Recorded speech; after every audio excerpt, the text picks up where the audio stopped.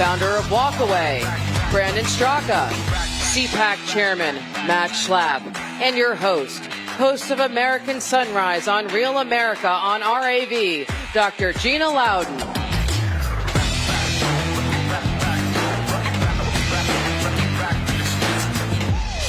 I'm going to go here. Put me there.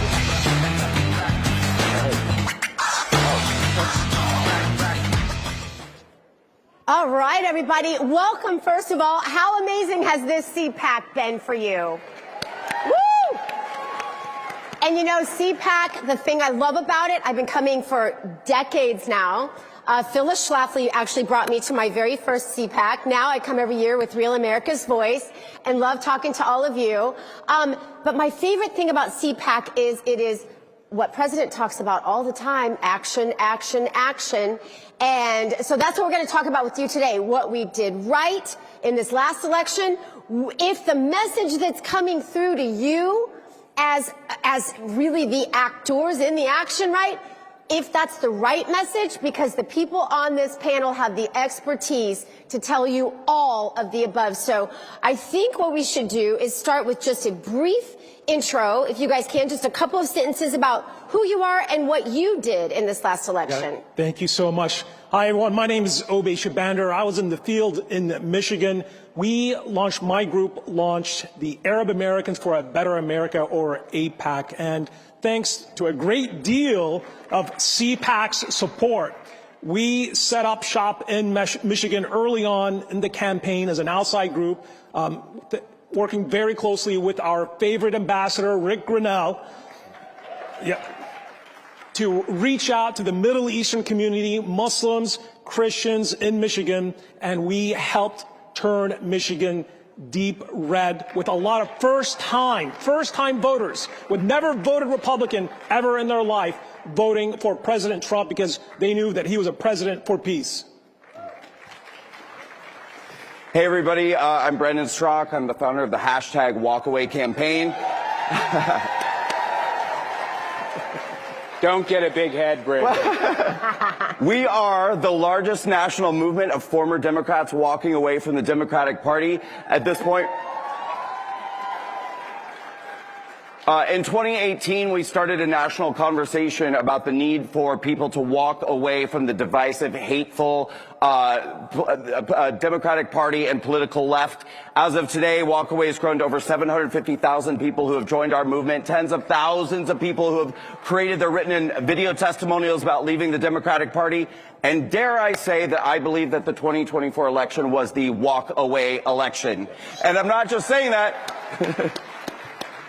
I'm not just saying that because we walked away with the presidency, and we walked away with the House, and we walked away with the Senate, and we walked away with the popular vote, and we walked away with every swing state in the country, but because massive numbers of minorities walked away from the Democratic Party in 2024 and led us to victory. Well, you know this guy. Do you have any sentences you want to say about what you do? Well, I just want to say that my wife, Mercy, just walked in. I think she's doing a great job. Thanks for coming to listen to me. I was told that there's going to be some harsh judges of how I do in this panel, so I'm very nervous right now about what the scores are going to be. In my household, you have to do a good job where I have 6 women who kind of let you know you don't do so good. But and all my kids, almost every one of my kids is here today. So if you see them, be careful because they're good staffers, I want you to know. Okay, so let me just give you a quick overview at CPAC. You guys are all very generous to us and to many other conservative groups. CPAC has, I think, a big role to play there, but Brandon's group has a big role to play there. I bet you have Michigan groups that have a big role to play there. The one thing as a conservative community, by the way, I'm preaching to myself right now. The one thing as a conservative community, which I think is the pro-America community, I'm not so sure conservative is even a word we have to use right now. We just believe in America and America's values.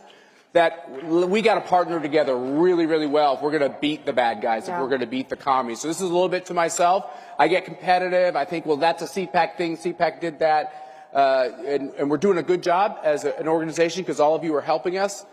But we all have to work together. And I have to say, to begin my comments, I think we ought to give a rousing applause to having an RNC chairman who was uber competent and did a great job in Michael Whatley, Susie Wiles, the campaign manager for Donald Trump, deserves a round of applause for being uber competent, and Chris LaCivita. Let's give them a round of applause.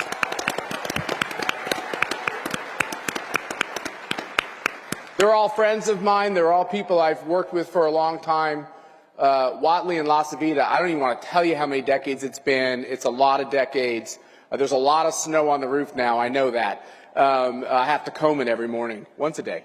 But beyond that, these entities, the campaign and the RNC, can only do so much. You got to have outside groups. You got to have nonprofits that will do a lot. Right. And I just want you to know, from a CPAC perspective, I have some of my board members here who helped me think this through. We tried to do what others weren't doing. Right.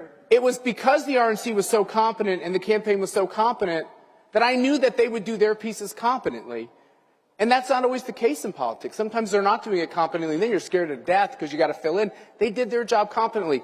And then we saw the seams, right? We saw the openings that we could spend time on. And for CPAC, we decided to focus on a couple things. We helped you in Michigan with Rick's direction. Right. Because we thought Michigan could be turned red. Are you here from Michigan, anyone? Wasn't that awesome? It happened. And and funny, when you look for the openings and the seams, it takes less revenue because nobody's playing. And so you play with smaller amounts of money. We still spent millions of dollars on this project. Mercy led the way on the Hispanic outreach. There, believe it or not, there was a lot of openings there. Thank you, sweetheart, for your great work and your voice on those things. And then we did something else. By the way, we believe that they cheat. I'm sorry if it's controversial. I'm never going to stop saying it. I'm sorry if I keep getting canceled. I believe they cheat. We think, as a board at CPAC, we think that if we expose their cheating, put cameras on their cheating, have people watching and reporting on their cheating, writing letters to state officials about how they plan to cheat, that stops a lot of the cheating. And I believe that's what happened this time. And we did plenty of that. Well, Matt, here's a question, though. We heard a lot about banking the vote, right, in this last election. And the other thing about this last election that I'd like each of you to speak to is that, you know, we had Donald Trump. We're not going to have Donald Trump. Probably, well, I don't know, maybe we will. After yesterday, maybe we will have Donald Trump. But unless we change the Constitution. We had one George Washington.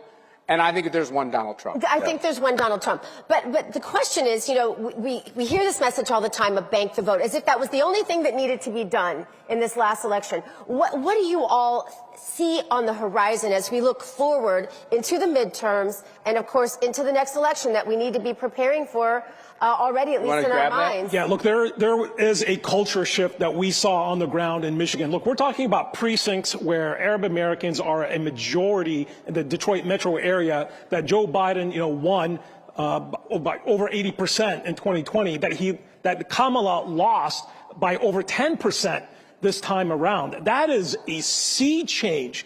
You know, I mean, Kamala Harris was going around campaigning with Liz Cheney. You know what we did? We spent just, you know, a few $1,000s, put up a few billboards of just a picture of Kamala looking into the eyes of Liz Cheney, and we put, you know, war. You know, this is the war candidate.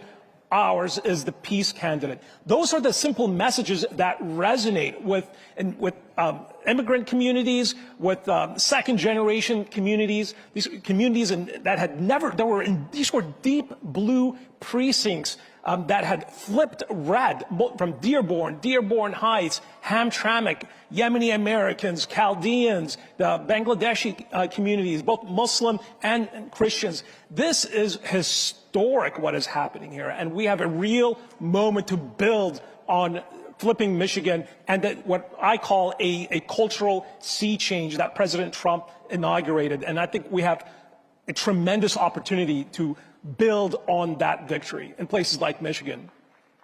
And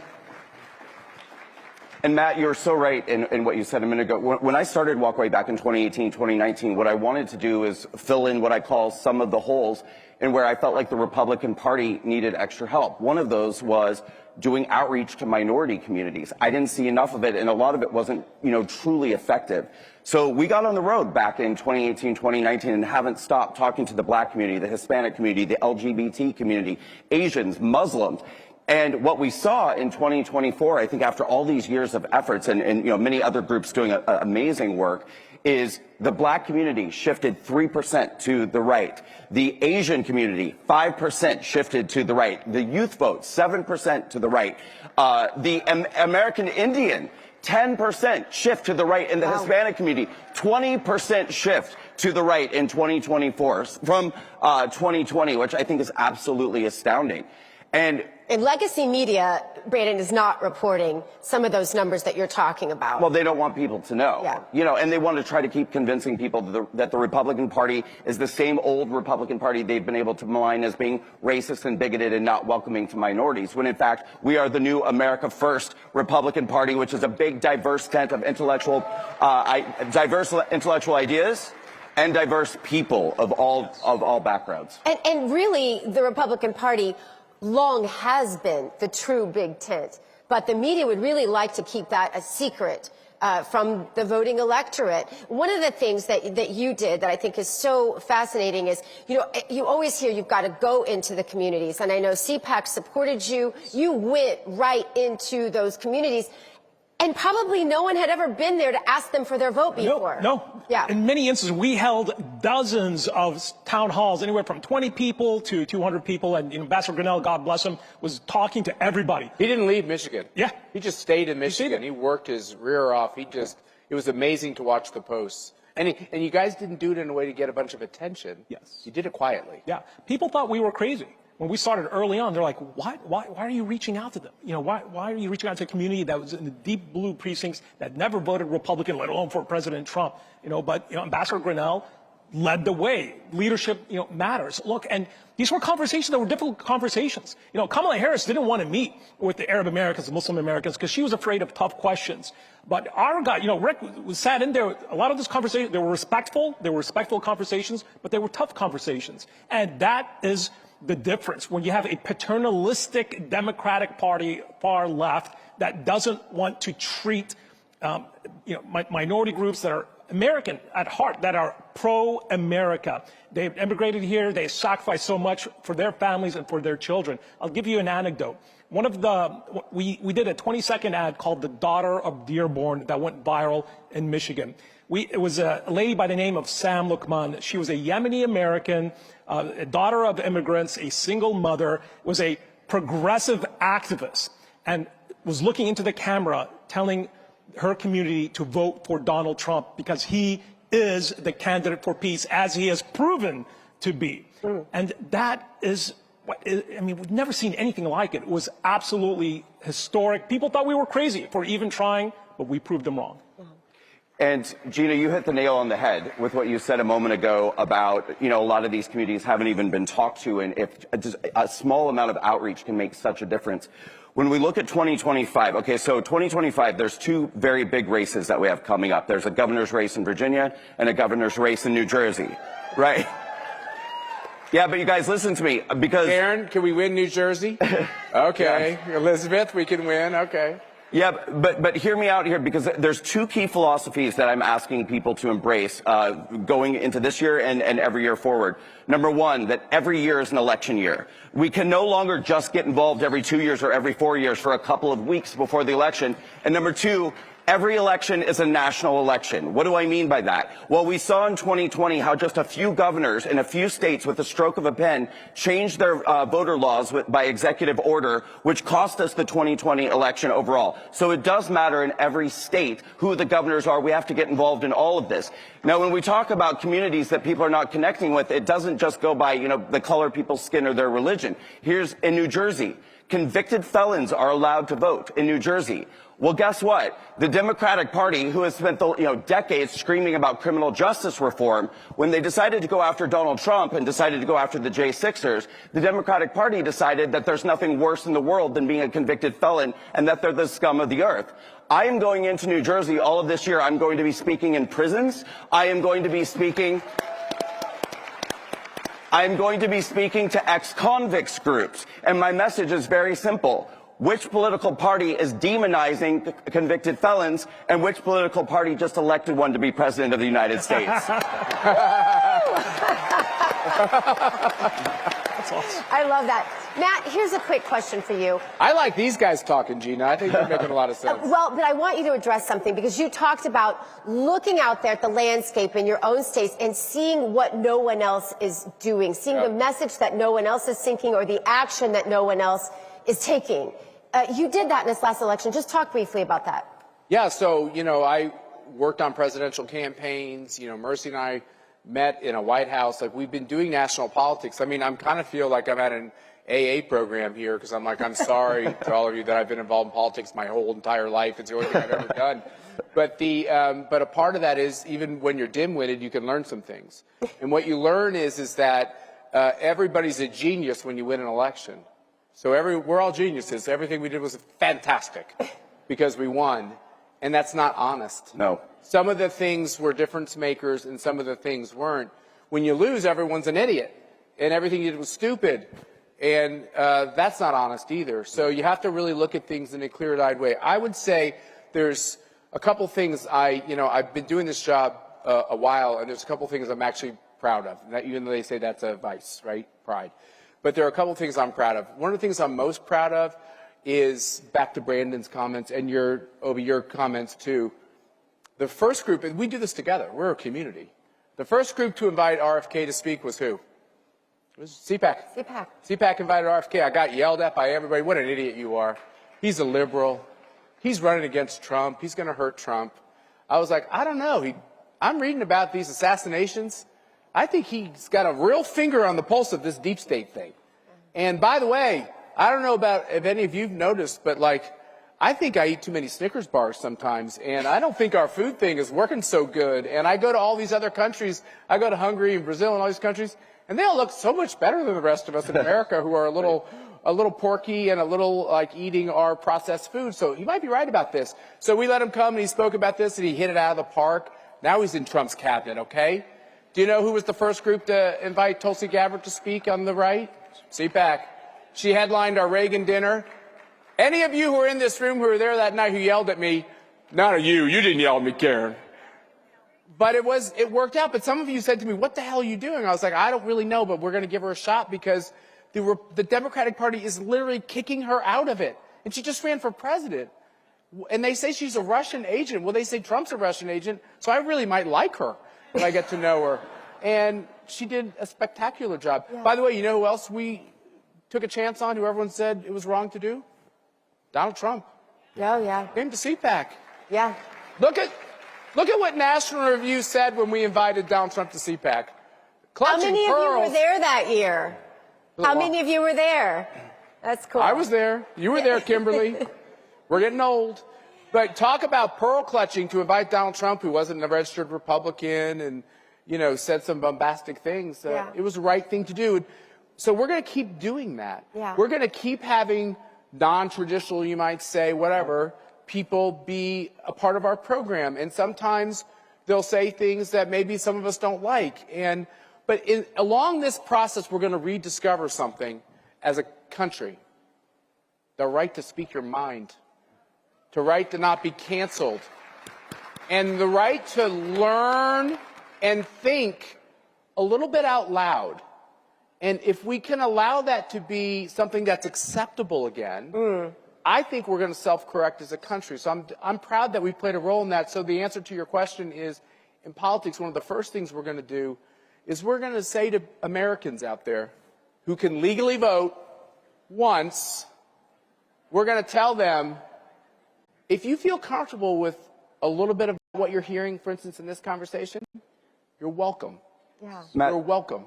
Matt, could I say to you, too, to your point about, taking risks and inviting non-traditional people, people are very aware of what I've gone through for the last 4 years. Which was wrong. Thank you. But I want you guys to know that in 2022, very shortly after I got off of house arrest, and certainly when the national conversation regarding January 6th was still extremely negative, I got a phone call from Matt Schlapp in early 2022, and his exact words to me were, Brandon, don't think that your friends have forgotten about you. He said, I want you to come and speak at CPAC in 2022. And he invited me He invited me to speak in 2022 and 2023 and 2024 and gave me a stage and a platform to talk about my January 6th experience and to even erect a prison cell at January 6th to do a demonstration to draw attention to what the J6ers were going through. So I want to thank you for your consistent support of the January 6th community all this time. Absolutely. Yeah. Well, we are almost out of time. Do you have any final words? Because we want to leave. Hey, no, first, Gina, can we say thank you for Michigan? Yeah. Thank you. Thank you for believing in us. Thank you for believing in us when not many people believed in our mission. Muslim Americans, Arab Americans love President Trump. They love the message for peace, the peace that the president has already delivered. And this is a community that's growing, and you're going to see a lot more of them voting Republican. All right. Awesome. Let's do it. Thank you all for being here. Thank you, Gina, and thanks for being here with Real America Voice. Have you all gone down to CPAC Central and seen their big Mac Daddy television set down there? It's a little boisterous and loud, but I kind of love it. It's fun. And every single morning, 8 to 10 a.m. Eastern Time, American Sunrise would love to have you in our morning show audience. We do a fun but tight show, and we have well, we haven't had you on yet, but we'll have to do it. But we have these guys on all the time, and love to have your input and participation. Thank you all so much for a great CPAC.